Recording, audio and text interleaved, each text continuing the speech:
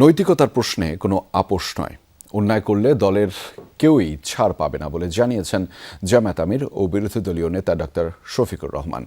রাজধানীর কাকরাইলে দলের রুকন সম্মেলনে এই হুঁশিয়ারি দিয়েছেন তিনি। একই সঙ্গে সীমান্তে যে কোনো উস্কানি থেকে বিরত থাকতে প্রতিবেশী দেশগুলোর প্রতি আহ্বান জানিয়েছেন জামায়াত আমির। রাজধানীর কাকরাইলে জামাতে ইসলামীর রুকন সম্মেলন। এতে প্রধান অতিথি ছিলেন দলটির আমির ও বিরোধী দলীয় নেতা ডাক্তার শফিকুর রহমান। আমরা তাদের রায়ের প্রতি শ্রদ্ধাশীল থাকি। রুকনদের উদ্দেশ্যে বক্তব্যে ডাক্তার শফিকুর রহমান বলেন, নৈতিকতার প্রশ্নে কোনো আপোষ নয়। দলের প্রয়োজনে যে কোনো কঠিন সিদ্ধান্ত নিতে প্রস্তুত জামাতে ইসলামী। দলের যে কেউ অন্যায় করলে ছাড় পাওয়ার কোনো সুযোগ নেই বলেও হুঁশিয়ারি দেন তিনি। বাংলাদেশ জামাতে ইসলামী ফিরিস্তাদের দল নয়। আমরা মানুষ, আমাদেরও ভুল ত্রুটি হয়।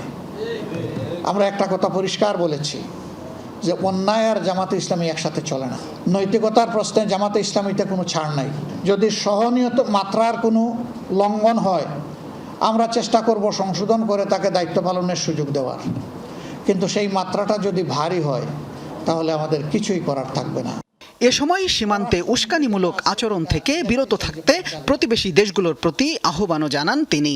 সীমান্তে যে বাড়াবাড়ি করে আমাদের প্রতিবেশীরা, আমরা তাদেরকে অনুরোধ করব শান্তিতে আপনারাও থাকুন, শান্তিতে আমাদেরকেও থাকতে দিন।